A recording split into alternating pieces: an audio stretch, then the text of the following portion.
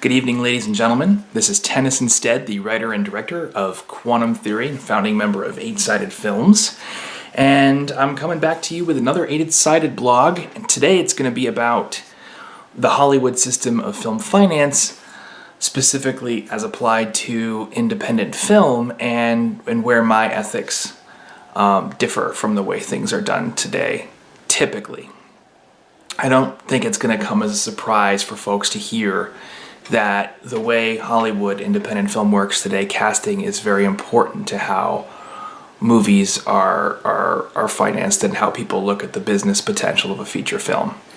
And the reason for that is because overseas there are very specific numbers that foreign distributors are willing to pay in order to license a movie before it's made if certain actors are in it.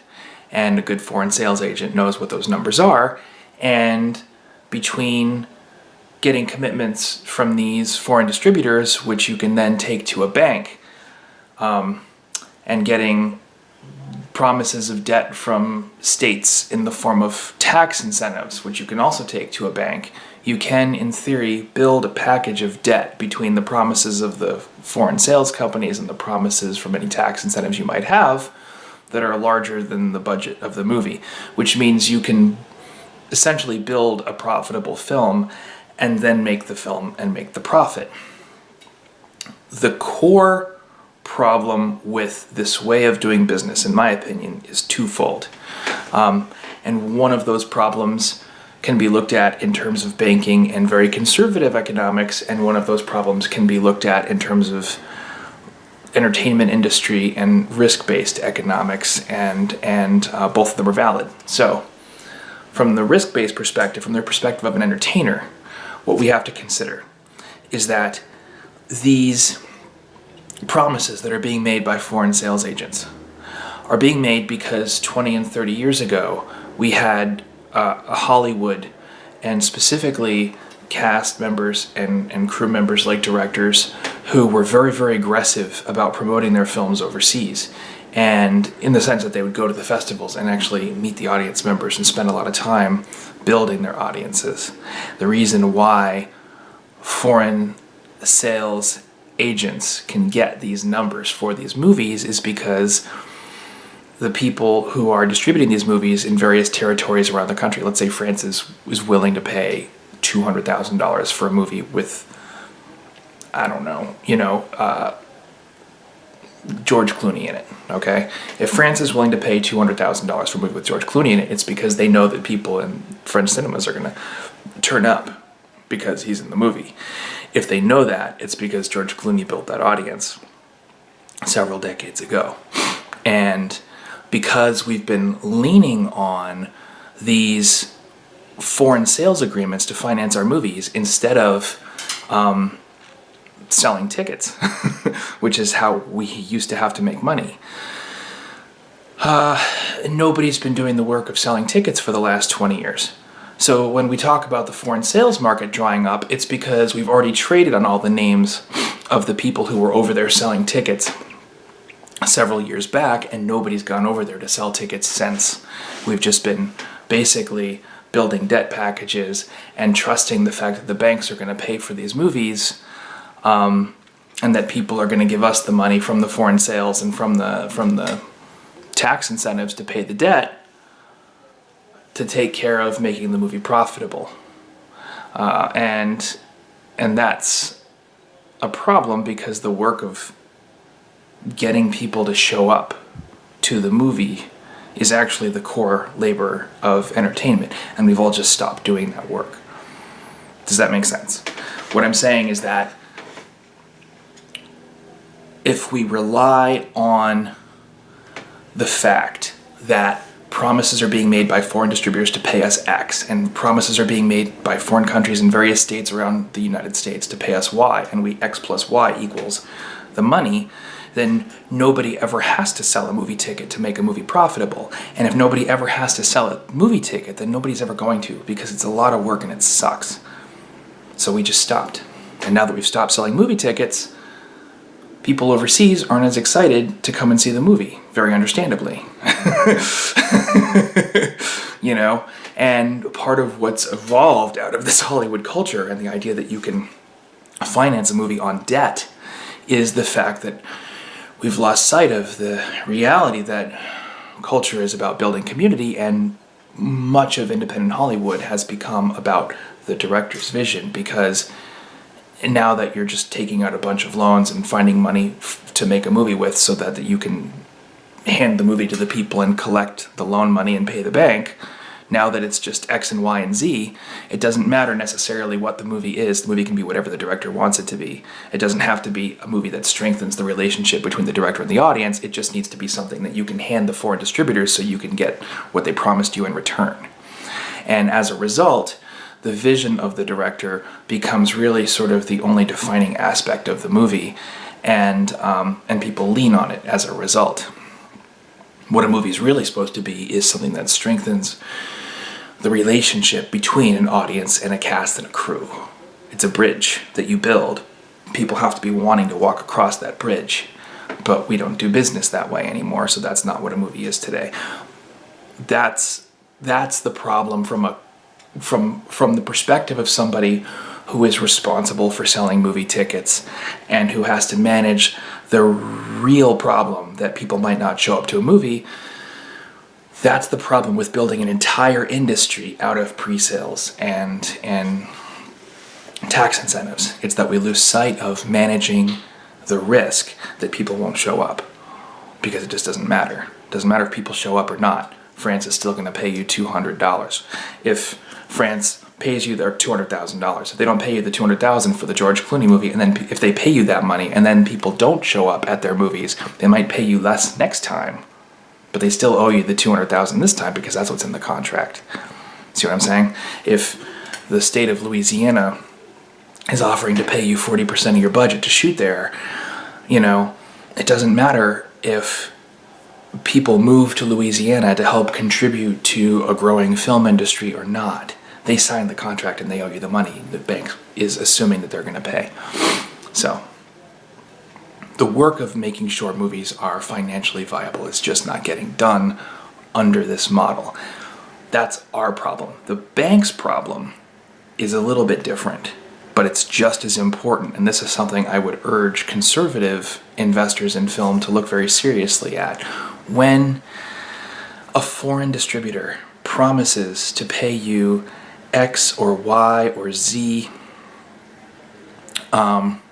in exchange for a movie with George Clooney or Julia Roberts or whatever, when you go to Cannes and you run around and you shop the movie, and you talk to all these foreign distributors and they say, oh yes, we're going to pay you $200,000 in Thailand, and we're going to pay you $400,000 in England, and we're going to pay you this much in Russia, we're going to pay you this much in South America, and you start piecing together the puzzle of your debt that you're going to turn to the bank and say, okay, here's what everybody's promised, give us this money now and we'll hand it back to you once we have it from them.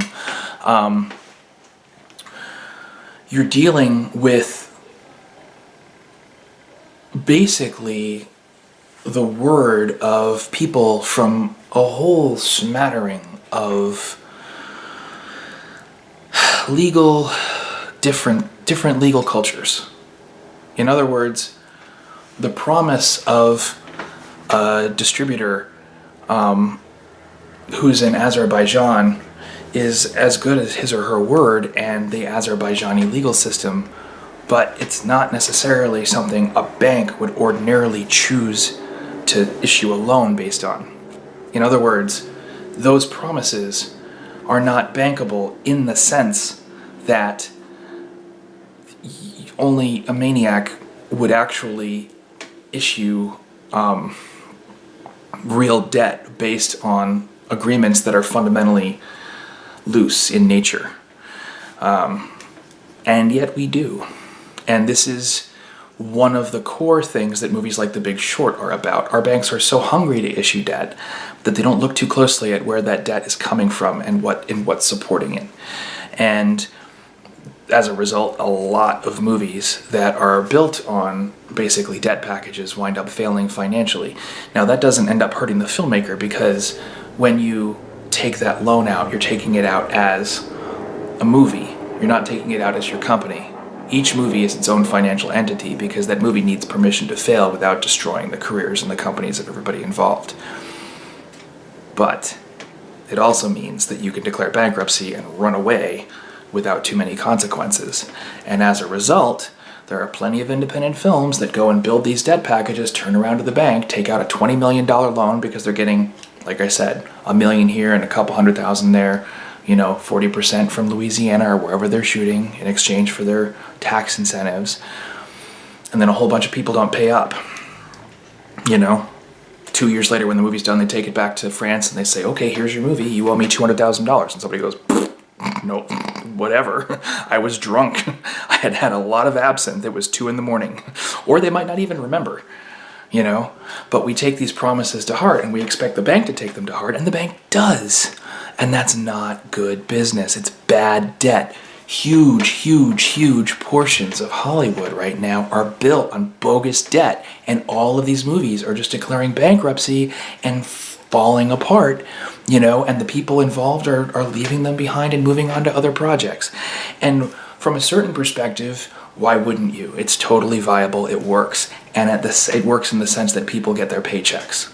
I'm the director. I'm included in the budget of the movie. So when I take, that money from Cannes or Berlinale with all those, I take that money, I take those promises to the bank, I take the money from the bank out of the $20 million that is the budget of the film.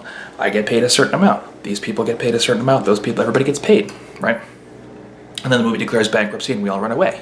We do it again. Or everybody pays up, everything works out, but a loan is supposed to be a relatively confident investment compared to the notion, for example, that people might not show up and buy tickets. A loan is supposed to be, this is happening, and maybe X% of the time, which is way under 10%, I would think, although I'm not a loan officer and I'm not a banker, those investments fail, but way over 90% of the time they succeed. When in reality, in the independent film world, those are not the numbers we're looking at all. And ultimately, that debt is a whole foundation of bad business that independent film is sitting on today. So from the perspective of nobody's doing the work of selling movie tickets, we have a very real problem where we're draining the audience out of this industry. We're not doing the work it takes to maintain the foundation that was built over the last 100 years. And then from the perspective of a banker, we're building ourselves into the same problem that the housing market had. We're building an industry on cruddy debt that's not going to go anywhere, and sooner or later it has to collapse. So those two things are huge problems. What can we do to fix them? Well, in the past, I've talked quite a bit about craftspersonship and showpersonship as the foundation of cinema. And to put it very succinctly, a show, whether it be a movie, whether it be a concert, whether it be a ball game, or whatever the case may be, a show succeeds or fails fundamentally when people come and see it or don't. Show business is about audience members paying to engage in a cultural phenomenon. That's the business we are in. What we have to stop doing is trying to work around that problem and work through it instead. We have to stop trying to find ways to ignore the question of whether or not audience members will or will not show up, and instead build business practices that rely on the successful completion of that job and that ensure to the fullest degree possible that that job will be completed successfully. In other words, we have to accept the risk and then we have to deal with it. And if you produce excellence consistently, if you do the work of making sure your craftspersonship is as tight as it can possibly be and all the people around you are doing likewise, then you've done half the job of controlling that problem. If you're continually building habits and doing work that keeps your community strong, keeps your relationship with your audience very personal and growing and healthy, then when you tell them to come and watch a show, buy a ticket, number one, they have a personal relationship with you and they want to show up because you're there. And then at the same time, they know that the show is going to be excellent.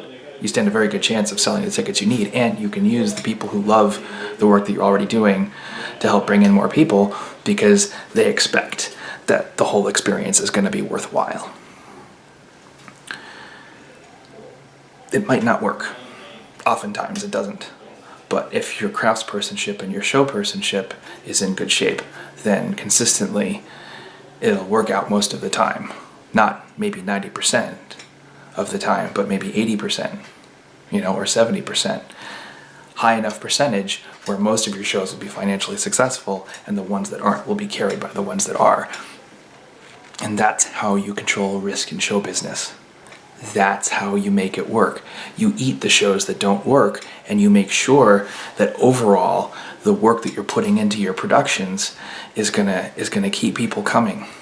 And whether you're selling tickets in a movie theater or whether somehow you're making money off of clicks or whatever the case may be is irrelevant. The point is that the work of getting the people to show up is our job. And we have to stop pretending like it's someone else's job because nobody's doing it at all. Instead, we're literally expecting distributors to just pay us flat fees when we're not doing the work of building their audience and they're not doing the work of building their audience, and everybody's assuming it's someone else's problem. And what's happening instead is the distributors are just paying a little bit less every time because less and less people are showing up because nobody's doing the work. Someone has to do the work. And the stone cold reality is that sooner or later, these distributors are just going to go into some other business because they are not content creators. They can't do this without us, but we can do it without them. So we have to. We have to make sure someone is controlling the core risk of our industry. And the core risk is, will people show up? As a collective, we have to stop running from that question, and we have to embrace it, and we have to embrace our liability for it. And that is how we start building sustainability into Hollywood. I've written a lot on this subject. If anybody's curious about hearing more, they should check out my blog. If you go to 8sidedforum.com, it's called The Developmental Breakdown. It's right there on the sidebar to the right. And controlling these risks is the core of what 8-Sided Films is built to do. I hope that the work that we're doing is teaching other people how to build a more sustainable Hollywood. Because the loans won't keep coming. At some point, enough of them won't get paid back that we'll just stop having access to that money, at which point the director's vision will be utterly worthless. We have to use it to build a better relationship with our audience. We have to use it to help build trust so that people keep coming back. Thank you very much. This is Tennyson E Stead signing off.